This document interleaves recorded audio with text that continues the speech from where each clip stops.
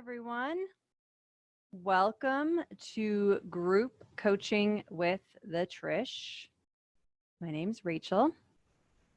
We are going to get started right away here because I want everybody to be able to spend time with me and then get back to their busy lives. So we're going to dive right in. This week's topic is delayed gratification. Okay, so first and foremost, if anybody's on here, hi, thanks for joining us. Can you please let me know if you can read the board, like if it's backwards or if it looks good? So if somebody can give me just a thumbs up. Hi, Autumn. Hi, Shelly. Thank you, Autumn. I appreciate it. Okay, so here's what we're going to do. We are going to get uncomfortable because delayed gratification is all about discomfort. I don't like where this board is standing. Does it look okay? We're good. Let's turn I'm going to turn this. How about that? Because that's how we work here. All right, so I love this topic, and I use it a lot with my kids because I don't know if you guys, for all of those who have kids out there, they're like, I need it now. I need my cell phone, right? When my son turned 11, he was like, I need a cell phone. And every single day he was just in this, like, I need a cell phone. I need a phone. I need a phone. I need a phone. He would always, when can I have one? It was constant. It was like this, almost like this obsession, right? And then I find myself, doing this as well. And I see my clients doing it also, is like, you want something in the now because it just takes the edge off, right? It's like immediate gratification.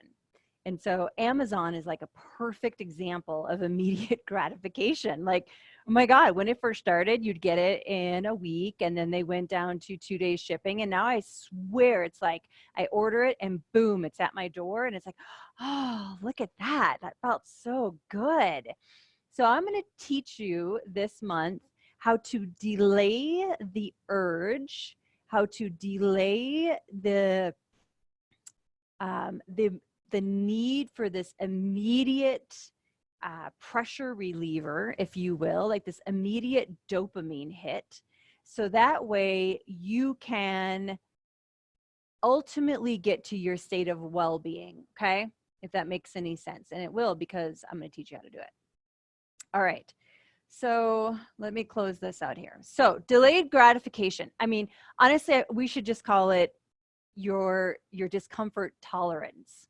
And while we're doing this, please feel free to jump in, ask questions, right? Make comments if you want to come on and be coached. Obviously, let's get through the whole content and then definitely come on and be coached and ask the questions. But I like to look at delayed gratification as how uncomfortable can I possibly get in order to receive the end goal. Okay, so my business, right, Nutrition Works, for sure has created a lot of discomfort in my life, a lot of well-being, and a lot of confidence and love and excitement and all these positive emotions, but a shit ton of discomfort, because every time I have to learn something new, right, I'm going into discomfort. Every time I have to goal set for the year or the month or the quarter, I have to be uncomfortable with taking the action steps to get there along the way when I might not want to, or when I might want to check out, or I might want to go and do something that's more fun and pleasurable than doing the hard work. So I look at it as like, you've seen me do this before, right? Here is you now, and you're operating in a certain way, but you ultimately want to be over here. So a great example is weight loss, right? We see this as like, I'm here, but I ultimately want to be 30 pounds lighter over here, but I'm not willing, or I don't know how to take this discomfort curve and to really get into it and be as uncomfortable as I can to get over here, and everything that comes along the way with this. So this is like, I mean, for weight loss in particular, I think this is like the epitome of what it's like to go through that process to really get to a place of like long-term natural weight. right? Not a quick fix, right? When we go and we do the keto, the Whole30, or we buy a book, or we join a program that's like 6 weeks or 3 weeks and you're in and out, but you're not doing any of this other mindset work, you're ultimately, right, like you're going to go here and then you're going to go right back here because it's not teaching you how to get through this process. So how can we delay our need for immediate gratification in order to get this long-term state of well-being? So let's talk about that for a sec, okay? I look at it as you're exchanging immediate pleasure for long-term or future, right? So we're looking in the future, results. A great example of this is your 401k. So you are choosing to take money out of your immediate funds that goes into some type of an account, so that way down the road when you're retired, you have a stockpile of money to live on.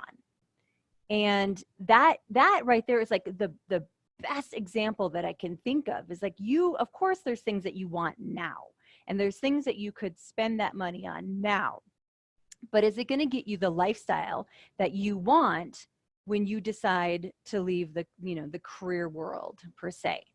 Another example of this, for those of you who have kids, I think about this one a lot, is doing the hard parenting work now, right, when they're young, for a long-term result of having a really good relationship with your kids, for having them be well-adapted citizens, for teaching them, quote unquote, right from wrong, whatever that is with your philosophies. I look at it as it's way easier for me to put the work in when they're 5, right? And the backlash from that when they're 5 is going to be them throwing a temper tantrum and maybe throwing something or biting or whatever, but it's going to pass. And it's like this little itty bitty bits of, work and discomfort along the way. So that way when they're 15 and I'm trying to manage them, I mean, that's way more difficult than managing a 5-year-old.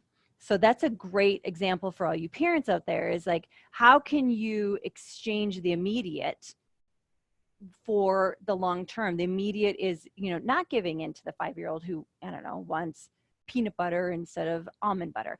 Just an example. So really putting the time in and getting uncomfortable, and it's not super fun, right? And it's a little painful and it's kind of yucky, so that when they are 15, they're really good citizens and that you have a really good relationship and you're not dealing with like bigger problems, right? So that's another example of exchanging this immediate pleasure for the long-term results. So why? Right? Like, why not? I hear this all the time, is especially with individuals who don't really talk about their future or don't have some concrete goals and some really big desires in their life. I hear this from those individuals, but even those who aren't, right? Like, everybody goes here. When you delay the gratification, you are creating intentional living. And so what that means is that you're designing it. You're choosing every step along the way in order to get those ultimate results that you want in your life. When you're just acting upon pleasure, immediate pleasure, right? That's reactionary living. And that can be okay if that's what you want in your life. But here's the thing, you're going to react, but nothing really changes. You just go back to the you, and then you react again, and then you go back to the you, versus I'm going to choose how I react to get me one step closer to my, my ultimate goals. Also, think about this, right? Think about the times when you have truly managed yourself and you didn't buy the dress, or you didn't buy the car, or you didn't have the extra glass of wine, or you didn't go off of protocol to have another serving of the dessert, whatever it is. Think about all the times that you didn't give in and then you were one step closer to your ultimate goal. That is learning self-confidence, right? You are teaching yourself to believe in yourself, and you're teaching yourself that you can handle anything. Like, you confidently can go out into the world and you can manage everything it sends your way, because you're in full control of your emotions, of your thoughts, of your actions, right? You don't have to respond immediately to something. You don't have to respond at all, actually, right? So you can just say, I'm not going to respond to that. I'm not going to have an emotional breakdown because of that, and then go and eat for 3 days straight, or go off my protocol, or drink too much, or do drugs, or whatever it is. So you're learning the self-confidence that you can handle anything that life sends your way. It's also teaching you to build your discomfort tolerance, right? Okay. Who wants to do that? Like, I think about that, I'm like, oh God, I feel like a little like twitchy. But if you think about that, think about, I like to call it like your failure tolerance, your discomfort. So every time that you have to manage yourself when presented with immediate gratification or delayed gratification, you're going to be uncomfortable. Okay. So great example of this is, and I think I used this one in a coaching call a few months ago, was at the end of the year, the beginning of the year, actually, we had some major shifts here at Nutrition Works. And so I had to build up some cash reserve, right? Which meant I needed to budget very tightly, very conservatively, and I had to monitor and manage my actions and my livelihood, and how I was, changing what I did and what I bought and spent, and those type of things. So I had a financial change that required me, I chose it, to make changes. I went to the mall and I was looking at clothes because we're going into the spring. And I was like, ooh, I want this shirt. And I love like this outfit. And I had that moment of like, that's not in alignment. That's taking the pressure off of how annoyed I'm feeling right now about having to really budget myself in order for us to have a nice, profitable cash flow. And I had to step back, and I was like, it was so uncomfortable. I left the store. I had to go walk around. I did my thought work, but I was pissed. I was sad. I was upset. I was annoyed. I was frustrated, right? All those feelings were coming up. And I was like, oh, and you know what would feel better is if I went back and I bought those clothes, and it would take the pressure off a little bit. But it wouldn't get me any stronger, right? It wouldn't create any strength within myself that I could budget and manage my emotions. And I didn't have to act upon everything else, which would then, right, the net effect would be taking away from the ultimate goal and creating more peace of mind down the road about the financial situation, right?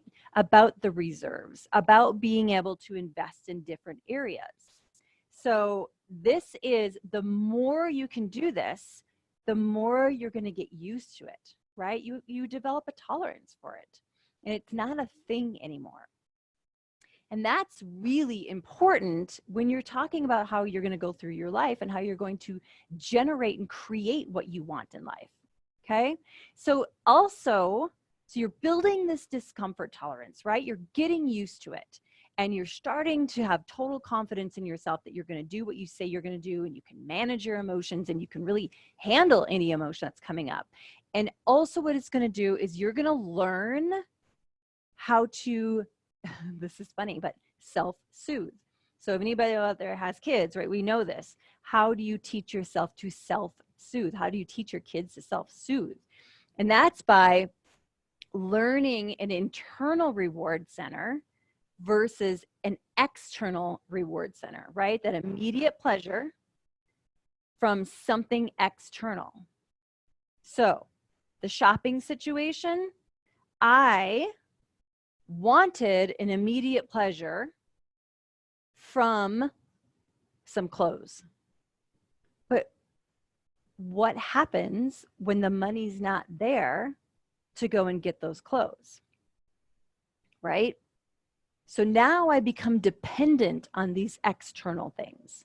And that's not good either because they're not readily available to you. Internal pleasure is like a constant IV drip. You can have it anytime you want. It's just a slow drip and it's coming in and you're managing it and you're in control and you're the author. And you don't have to wait for somebody else to bring it to you. You don't have to wait for it to be available to you. Okay, so you're learning this whole why you're learning all this, but why is it so important? And it really is, it goes back to, let me find my people here. It goes back to how are you going to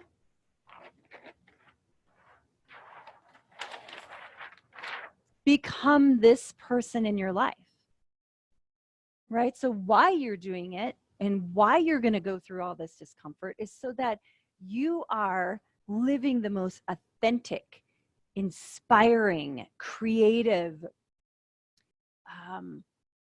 self-worthy life that you possibly want, instead of like just spinning in all these directions and needing all these external gratifications, right? So it's like, so you can get here because you're tired of living here, because this isn't serving you anymore. So that's why we do it, because we have an obligation to ourselves to show up. We have an obligation to ourselves to produce something amazing in this world. If that's raising kids or having a career or running a marathon, whatever it is, at whatever level. It doesn't have to be, solving cancer, like finding a cure for cancer. Like it could be, of course, but that's not what I'm talking about. I'm talking about just the things in your particular your life that you were born and designed to do. And so every night when you go to bed, you're like, I did it all. I did everything that I said I was going to do today, and I accomplished what I wanted, and I'm moving my life in the direction that's going to completely fulfill me. That's why we do this. We want to get to our goals. We don't want to sit there and spin, right? And that's what a lot of us will do, is we'll spin and spin and spin and spin. The next thing we know, we're 65 and we're like, where did it go? That's not the kind of life that I'm going to live. And if you're watching this and you're here and you're taking these classes with me, that's not the kind of life that you want to live either. You're doing this for a reason. So that's why you do it, right? So you have an intentional life that you can leave and exit this earth and be like, I did it all. And I'm completely happy and I'm proud and I'm impressed by myself. So do we have any questions? Let's take a pause there for a second. Are there any questions that are coming up from you from what we just discussed? Raise your hand, throw a chat out there. Let me know if anything's coming up for you. Because if not, we're just going to keep going through, because delayed gratification, there's a lot to this, mainly what's going to come up for you and how you're going to deal with it. So pop those questions up anytime. Okay, so let's talk about this internal versus external pleasure, because some people get it a little confused, and most of us are not taught this. So we're taught to go and seek something to make us feel better. I mean, capitalism at its finest, marketing at its finest, like they play into this, and they like burrow into our brains. And I want to teach you that you don't have to act on it. Think about commercials in general. Like commercials are like the epitome of like, how can I get you to act? How can I get into this primitive brain of yours, this deep sense of feeling that this product that I'm going to sell you is going to make everything better, right? That new weight loss supplement, the latest and greatest, like, there's a, oh God, what's her name? Oh, this quick fix, like social media, do my plan and everything's going to be great, which is wonderful. And sometimes it is, right? But it's external. And I want you to realize that the power lies within yourself. Okay. So internal pleasure is anything that you can call upon to create well-being, to create a sense of, it could be relief, it could be joy, it could be what's another, it could be like just to take the pressure off, not an avoidance, and there's no negative consequence after. Okay, so that's really, really important. When you look internally, there's never a negative consequence. When you look external, right, you're looking for things that are going to give you the quick fix, they have a negative consequence, and your tolerance increases for them. Okay, so drugs, right? Heroin, cocaine, weed. You have some, you're getting immediate pleasure, it takes you out of moving forward, and the next time you do it, you need more. Sugar, perfect. Think about that. If you've ever completely gone off of sugar and then you just have a little bit, it's like poof, explosion in the brain. And the next thing you know is like you want more, and then you need more and more and more, and you're seeking it out, but it's not getting you to your state of health, right? Maybe it's not helping with your metabolic syndrome, your type 2 diabetes, your weight gain. It's not supporting that. But then you become dependent upon it, and you have an increased tolerance. Flour is the same way, right? Flour is something that's processed, and it's like wheat on steroids, right? So if you take a cup of wheat and we grind it up, your body's going to absorb it so quickly, and it's like this massive hit, and then you need more of it. It's almost, it's very similar to sugar. So processed foods obviously have a lot of flour in them, and so you're going to need more because you want that hit, and your hormones are dysregulated. Shopping, same thing, right? That was my story. Like I had to go and seek something external, but the negative consequence if I had acted upon it was going to be that I wasn't that much closer to hitting my goal with our cash flow. So this becomes a loop, right? You need more and more and more, and then pretty soon you can't get enough sugar to meet the needs. So then you start going to the flour. So you start adding on from there. Flour's not doing it. So maybe you need to take a line. I don't know, I'm being dramatic, but this is kind of how it happens. So it's availability dependent when we're looking at the external pleasures, and it ultimately sacrifices your well-being. Okay, so the net effect, it's actually a negative net effect.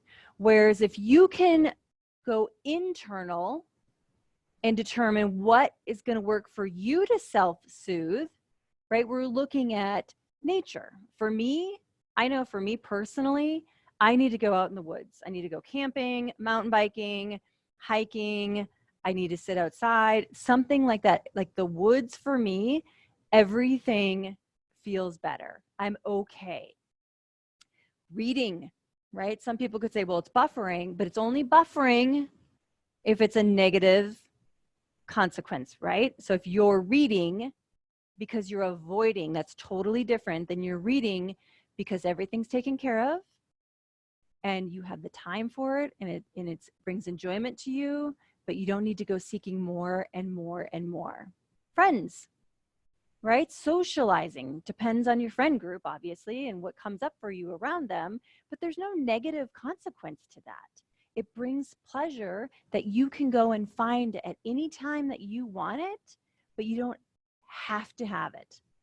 It's not dependent on your well-being. Movement, that's another big one. Like just going and moving your body brings you pleasure, internal pleasure, and meditation. So these are just examples of things that you can look to yourself and say, How can I create pleasure within my life where there's no net negative consequence that I can call upon at any time to self-soothe should I need to, and we all need to, right? And it's available whenever I need it.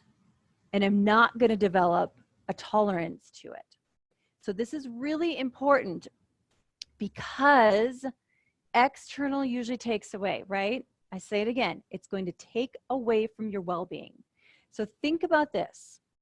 You live in a state of pleasure all the time. Maybe not you. Maybe you can reflect on somebody that you know that just is a consumer of pleasure. I can think of somebody right now, right? Traveling, alcohol, drugs, shopping, anything, eating, anything that just gives this immediate feeling of joy. That is a consumer. That now this person is dependent upon all those things out there. But what happens when the money goes away? Right? Where are you at then? What happens when you have type 2 diabetes? Because you're consuming and consuming and consuming because you're not willing to manage your emotions. You're not willing to be uncomfortable. So what happens then? Right? Versus you've totally got it. You can call upon this anytime you want and still move forward toward your ultimate state of well-being. Okay, so that's important to start to recognize when you implement this week. Okay, so we have a question. So what about watching TV? Okay, so I'm going to flip it back to you. So you tell me, what about watching TV? So when you're watching TV, are you doing it? Why? Is everything done? Is there a negative consequence? Are you avoiding something? Or are you doing it because everything is taken care of? It's not holding you back. There's no negative consequence. So think about that for a second. Exactly. It can be both, she says. That's exactly right. That's where this gets tricky, you guys, okay? So everything actually can be both. Nature could be both, right? Like it could be, so for me, right, I said nature is my big thing. So it could be that when shit hits the fan, I immediately run for the hills because I'm avoiding versus I'm totally managing myself. I can go and self-soothe and there's no negative net consequence because everything, I've already done my goals. I've already done what I said it was going to do. I'm okay managing my discomfort. It's going to be there, but I didn't run to nature to avoid the discomfort. Okay, I did it because it's fulfilling whether I'm uncomfortable, whether I'm happy, sad, angry, joyful, either one, it's there. So I'm not doing it to avoid something. So it's great. Everything in life, right? You always need to stop and say, why am I doing this? If you're going to implement this, right? And we're going to start practicing delayed gratification. I want you to be honest with yourself, right? Because we are really good at negotiating. Your brain is, at least. So I want you to honestly look at it and say, all right, am I doing this because I'm completely okay right now and I'm not doing it to avoid anything, and I'm not doing it because I feel really crappy and I don't want to feel crappy because right? That's where you're going to have to manage every single thing that you're doing. Okay, so really getting in touch with yourself, which brings me to the cycle, okay? So what happens is that there's some type of trigger, right? There's something that happens in your life that creates this discomfort. And then we go and seek the pleasure, right? Pleasure seeking to get out. And then we just come right back here and we stay where we're at. So we're overweight, or we have type 2 diabetes, or we're in debt. We just keep doing the same thing over and over and over again because we're not willing to experience this discomfort, right? We're not willing to say, I'm going to be okay regardless of what this feeling is. It doesn't matter. It's showing up, but I don't have to react upon it. Versus when we are able to say discomfort's okay, right? We move forward, we move through it versus looping back and having to experience it over and over again, right? When you think about unresolved issues, you are having, for an example, right? You're having trouble with your boss at work and you feel like something is there and a had and you are super nervous and uncomfortable and you don't want to have it. Then so what do? You go home, you pour yourself a glass of wine, maybe 2, maybe 3, takes the edge off. It temporarily takes care of the problem, right? You're avoiding it, you don't have to deal with it, but it puts you right back here tomorrow and the next day and the next day and the next day, right? So you're looping it. It's like you're being really mean to yourself every single day. So those of us who want to practice this and move out of that need to be able to say, the discomfort's okay. It's okay that I'm concerned that I'm having this feeling about my boss, that this situation took place and a conversation needs to be had. I feel super nervous. I feel super uncomfortable.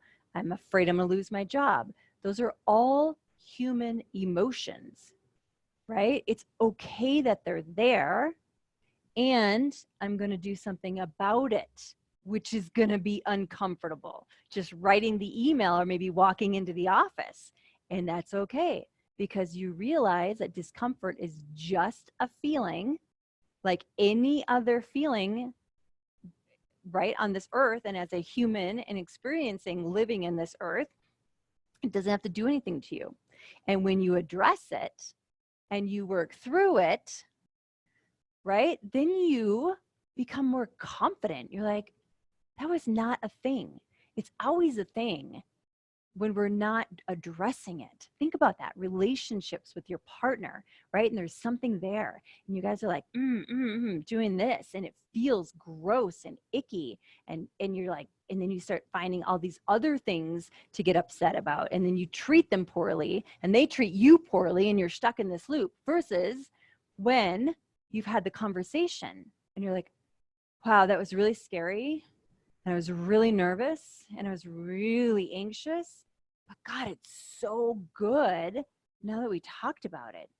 And you know what's going to happen is next time you're going to have this confidence that you can have that conversation, right? That you're safe to have it, that you are comfortable having it, right? And then you increase your trust with yourself. Like, you believe that you're going to do what you're going to say you're going to do. Like, you trust yourself that you can go through all those emotions and not self-sabotage and not revert back to the extra wine, the food, the spending, whatever it is. And then ultimately, right, you have this abundance of self-control. Like, you're in control. The universe isn't controlling you. You're totally in control of yourself, which is such an empowering place to be. And those are the people that are living their best quality of life. Their health is in check. Their longevity is probably greater. Their finances are probably in check, right? Their fitness, their body, their fitness. There's so many things. There's so many positive things that come from this. And it's not a big deal. And then and then the next situation, right? The next trigger happens and you're like, hey, this is okay. I've done this before, right? We have a tolerance to this. I want you to do that. I want you to increase your threshold for discomfort. One of my favorite things to do, and I don't do this all the time, so don't think that this is like, right? Like, I am just like you. I go through all of this and I vacillate back and forth. I just have more tools, and I teach people this every day, right? So talk about neural pathways. Like, I'm teaching it, I'm communicating it, so I don't get stuck there as longer. That's what I think. So here's the thing. It's like, when something happens and I'm like, oh, God, kick in the gut, right? When I'm spending time with myself and I'm managing myself and I'm doing the work, my saying is, ooh, this is uncomfortable. That means something really good is going to happen. That means I'm going to learn something from this. That means I'm going to have growth. How much more uncomfortable can I make this? How much more could this be, right? Like, I don't want to get out of this, because every time I get out of the past, you know what happened? I'd have to deal with that crap again, because it still shows up, because I didn't deal with it and I didn't learn to deal with it. So I'm always like, ooh, uncomfortable. Might not be the best time, but I'm going to go there. Let's bring this on. Give it to me. And I'm going to go head first. So it's like the faster you can go through it, right, and learn from it, the better. So a good example is, you know, those invisible fences for dogs? I always think about this, is like when you start to get close to the fence line and it starts, you know, like zapping you, that is like staying here. That's what I think of it as, is like, I'm just kind of like, I'm zapping myself over and over and over again, because I'm like, I go approach it and I might back up a little bit and I go back and approach it and I just kind of stay in this like weird cycle, versus like if you just gun it. And I've seen dogs do this, right? They gun it and it's one hard, uncomfortable zap, and then you're on the other end and you're like, freedom. Like, that is this, because of delayed gratification. I love that analogy, because I can just see my dog. I don't have one, but I could see my dog doing it. Like, he'd be like, rabbit across the street, I'm going to go for it. And I'm going to take that hit and I'm going to be okay. And on the other end, I get to chase a rabbit. That's sweet for my dog. Okay. Before I close this, any questions here with the cycle and understanding what you're kind of doing to yourself, right? And being able to recognize that. So pop it up if you have questions. Hopefully I'm explaining it where it's pretty self-explanatory, but things do come up. Okay, so this comes down to the how, right? So great. I'm teaching you all this, but how do you do it? So this is the part where the rubber hits the road, right? This is always the part where people want the magic formula, the special sauce, right? Like something that says that. I mean, think about it. That's why self-help books are like one of the #1 sellers at bookstores. Are there even bookstores anymore? There's Amazon, I guess. Is because we're looking for that, how do I do it now? And when you are just looking at the how, then you're focusing on only the action. Okay? So think about the model. So go back to January when I taught you the model, right? There's a circumstance in your life, which is always neutral. We only make it something by our thoughts around it. So your circumstance is always neutral. You have a thought around this, creates a feeling in your body. When you have feelings, you take action, and then the cumulative actions are the results in your life, okay?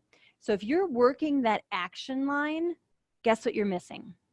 You're missing the feelings that are driving it, which ultimately you're missing your thought process that's creating these feelings, okay? So think about it that way. If you're always taking action, but you don't know why you feel a certain way, or what the feeling is that's driving it, or what you even think about it, it's going to fall out, okay? So it's like trying to build a house when there's no foundation. You have to first lay the foundational walls, then you put up the studs, then you put up the roof, right? There's a process, and this thought model is exactly it. So if you're doing the how, but you're not doing the mindset work, it's going to drop out underneath you. May not be immediate, could be down the road, but I'm just going to tell you this right now, okay? So first and foremost, how do you practice delayed gratification? Is one, You need to be aware that you're pleasure seeking. You need to be aware that you are seeking immediate gratification. If you're not even aware, nothing is going to happen. Okay? I mean, you just don't, because it's not even a thought. It's not even available to you. So one is you have to recognize when you're doing it. And if you don't know in the moment when you're doing it, then spend some time and reflect back and write those down. Like, oh, I was doing it then. Oh, I did that when I was at my mother-in-law's house, right? So start reflecting back. Or if you can't even reflect with yourself, then reflect on somebody else. We're always so good at judging other people before we're going to judge ourselves. So how do you do that? You have to spend time with your brain, okay? That means you actually have to spend time with yourself. So one of the things, I do this with my clients, especially my women clients a lot, when I ask them about their day and I say, put in order like what your day looked like. And it's usually, kids, work, cooking, cleaning, partner, dog. I mean, the list goes on. And then I'm like, well, where are you on the list? And they don't even make the list, right? If you don't even make the list, how are you going to know what's going on for yourself? I mean, that's so important. You didn't even make the list. It's kind of jacked, right? So you got to make the list. You got to like move yourself up in the ranks about what's going on in your day. So recognizing when you're seeking immediate pleasure requires you to spend a little time with yourself and your brain. And that can look 100 different ways, right? It can be before you jump out of bed in the morning that you just take a minute and just be like, what was yesterday like? Before you go to bed, reflect back. I have a client who, as we speak, is setting a timer every 45 minutes. And at 45-minute mark, she has to drop what she's doing and do a self check-in. It takes 5 seconds, right? What's going on? Do I have to pee? Am I thirsty? Am I hungry? What am I thinking? Why was I online shopping? 1, 2, 3, 4, 5, right? It could take 30 seconds. You could give it a minute. You could give it 10 minutes. But the timer is there because we don't want you remembering these things. We want to teach you that this happens, okay? So you got to recognize it. Show up for yourself. Spend a little time with yourself. Maybe even put it on the calendar. Last month was one and done, right? Schedule that in. Just put a little ping a few times a day. So 2, this is how you do it. You have to determine what results you want from your life, right? So start with the results and say, I want weight loss. I want financial freedom. I want longevity in my life. Determine what your results are, because if you don't have a bullseye, you're going to be throwing darts all over, and it's not going to be focused and narrowed into what you're trying to accomplish. Okay? And once you establish what that result is and what you want to accomplish, then you can start pausing, delaying, managing this urge for immediate pleasure in exchange for action towards your ultimate well-being. Okay? You got to know where you're going. Otherwise, you're living a reactionary life. Do it with intention. 3, now you get to take action. Okay, so we did some thought work. You're recognizing it. How is it? What do you want? You can go to the results line. What do you want from it? What are the actions that you would need to take to get these results? So, right, that's pausing when you find yourself on Amazon or Anthropology or Trunk Club or Stitch Fix or whatever, right? Or at the liquor store, you pause and ask yourself, am I looking for immediate gratification? Am I looking for immediate pleasure? You can, here's a novel idea, write down how you're feeling. How many of us ever really do that? Right? Because if you're feeling something, you're obviously thinking something and you know you're going to act upon it. So write down your feelings, learn them. So participate. Another thing, you could participate intentionally and by choice with natural internal pleasure experiences. So you normally go home and you crack a bottle and you have a couple glasses of wine. You could intentionally decide to participate in taking a bath, doing some meditation, having a conversation with your partner or your kids, putting your phone away. Talk about immediate gratification. Holy moly, right there. Like every time you get a notification, you're getting a dopamine hit. Turn the phone off. You could make a plan around internal pleasure seeking. You could specifically say, every Thursday afternoon, I get together with the girls and we go for a walk. Social, movement, nature, especially if you're outside. Okay. So that's your action that you get to do. 4, feel the feels. Number 1, like ultimately feel every feeling that is going on. When we stuff it, when we ignore it, when we avoid it, they temporarily go away. They will return. And when they return, if we're talking quantum physics, energy out there, right? Energy is molecules that are going out. It is going to manifest down the road as something more dramatic. So much disease is because we're not dealing with things. We're stuffing it and we're holding it in pain and suffering, which creates, and it's not because of this woo-woo, it's because it creates inflammation. And the inflammation is a precursor to disease. Okay? So feel the feels. High functioning adults, right, who are managing their prefrontal cortex and have emotional intelligence, realize that a feeling cannot hurt you. It's just a feeling. It's not going to do anything to you. And guess what? If you allow it to be there, right? Here's my analogy. You will allow it a seat on the bus.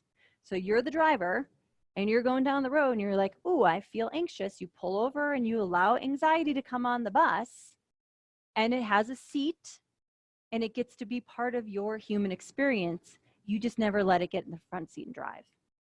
Okay? So you're able to have them with you as part of your journey on this earth, but you don't have to start reacting to them every time. So feel them, accept them, acknowledge them, realize that they can't hurt you, and they're all information about what you're thinking is like such an amazing place to be. And then finally, manage your thoughts. Okay, so this goes back to the model. Here's your thoughts. You got to be thinking something. Here's your feelings. Here's your action line. Here's your result line. This is just showing up for yourself. Okay, so this is how you do it. But here's what I'm going to tell you. Even this is going to be uncomfortable, right? This is bring up a lot of stuff for you. And you're going to want to mess around with it. And you're going to not want to think that this is how you do it. And you're not going to want to take the time to do this, which then you have to go back to the thought process. Is like, why not? Taking the time to do this is making the list. It's showing up. It's having a seat at the table, however you want to frame it, right? You have to do the work. It's not going to change. You're not going to move from here to here with whatever that is that you want in your life without actually doing the work And that is all of it. That's not just the action line. That's not just what you're doing on a daily basis. It's what you're thinking, what you're feeling, how you're reacting, right? It's this whole picture. It's showing up, it's being available to yourself to make change. Okay. That is my delayed gratification. That is what this is, the gift to you, that this is something that's so important. If you can teach it, if you have kids, teaching it to your kids, which is very tough, man, because they poke and poke and poke and poke, and they want, I mean, talk about immediate gratification. They don't have a fully developed prefrontal cortex, right? This part of their brain is not completely developed yet. And so they are operating on the amygdala. They're operating on their primitive lizard brain. We are adults. We get to do it differently. We get to show up for ourselves. So this is the fun part, because once you start implementing this, you're like blowing your own mind away with what you can do. Like, you're so impressed by yourself that that becomes almost addictive in itself. That becomes such an internal pleasure, to be like fascinated with yourself and like proud. So I know that we can all do this. And what I want you to do is I want you to do the worksheets that I put in Slack. Excuse me. I want you to decide one thing, okay? Because some of you are going to get all excited, and I do this too. I'm like, I'm going to go and do it all. Everything, right? I'm total overhaul, and I've got it. So I want you to pick one thing that you're going to do this month, the next 30 days, or it's the 4th. So the next, 27 days, 26 days. Pick one thing, and you are going to hyper focus on that. So if it's weight loss, if it's your finances, if it's your relationship, your career, your kids, I don't care what it is. Pick one thing that you're going to drive your efforts to. And then I want you to practice this. I want you to do the worksheets that I gave you. I want you to figure out what your brain is thinking. I want you to write things down. I want you to build your tolerance to the discomfort. I want you to sit in the ick and realize that the ick is the best and greatest gift that you can have for self-growth. And I want you to drive all your efforts there and delay all the immediate pleasures. I really do. Like, show up and challenge yourself. Do it this month. And then at the end of the month, write down everything that you accomplished. Write down how much closer you got, how you felt, what you believe differently now, right? I want you to take the time to do this. This is such a gift for yourself. Do we have any questions? None. I know you're going to have questions, because what's going to happen is you're going to start to do this and you'll be like, what do I do when? Right? Ask yourself, just reflect back, put it on the Slack. Okay, everyone, that is delayed gratification. We are not all hedonists, although if you want to be, it's great. I wish you all the best, but most of us are not. So dive into this, practice it, enjoy it, get uncomfortable, get messy, fall down, scrape your knees, and get back up. And then we will reconvene in 2 weeks, 5 o'clock, third Wednesday of the month. And I'm going to coach you on this. I want to hear about how this is going. I want this to be an experience for you, and I want to help you through it. All right, everyone, have a great day. Thanks for showing up. See you soon.